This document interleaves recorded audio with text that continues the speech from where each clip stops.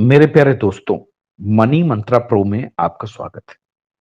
दोस्तों, क्या आप जानते हैं कि 1997 से पहले फास्टिंग डायबिटीज की जो लिमिट थी, वो 140 थी। फिर फास्टिंग शुगर की लिमिट 126 कर दी गई। इससे वर्ल्ड पॉपुलेशन में 14% डायबिटिक लोग अचानक बढ़ गए।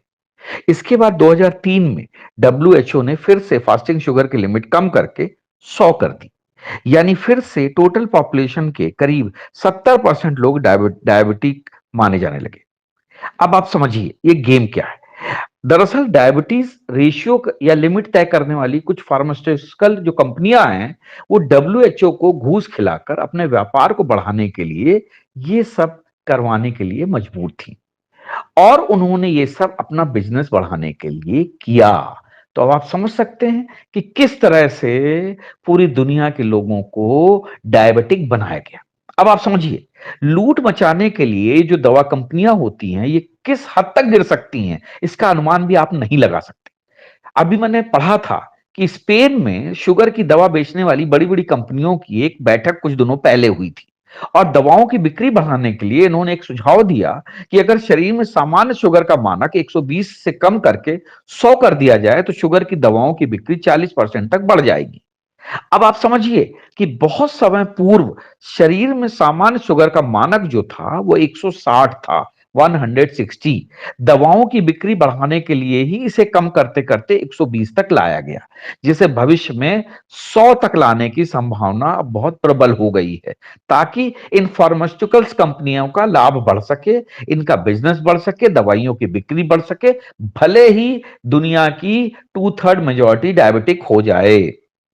एलोपैथिक दवाई कंपनियां जो होती हैं, वो लोगों को लूटने के लिए ये किसी भी स्तर तक गिर सकती हैं। ये इसका जीता जागता उदाहरण है। मेडिकल साइंस के अनुसार शरीर में सामान्य शुगर का मानक होता है, वो अगर 160 से नीचे है, 80 से 120 तक है, तो भी कोई फर्क पड़ने वाला नहीं है।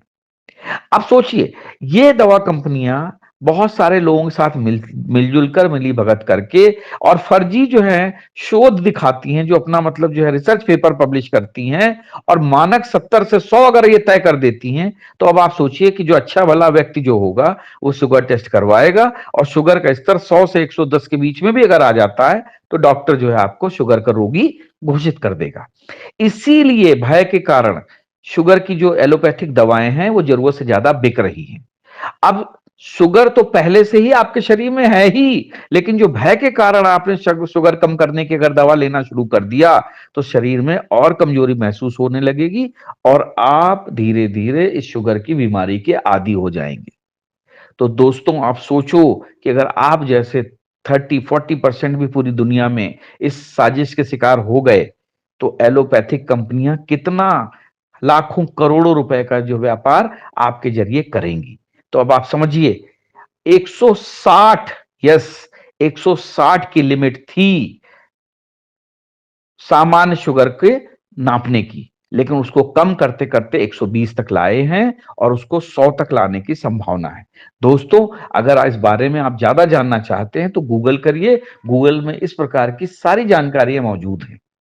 तब आपको पता चलेगा किस तरीके से ये एलोपैथिक कंपनियां लोगों को लूटने के लिए शुगर का जो लेवल है, उसको रिसर्च पेपर के सहारे कम करने का प्रयास करती हैं, ताकि डॉक्टर जो है आसानी से शुगर की मतलब एलोपैथिक दवाइयां डायबिटीज की आपको लिख सके और फिर आप इन दवाइयों के आदी बने, और ताकि जीवन पर्यंत आप इस दवाइयों को खाते रहें, क्योंकि शुगर को खत्म नहीं किया जा सकता। ये आपके शरीर की एक सामान्य सी प्रक्रिया है।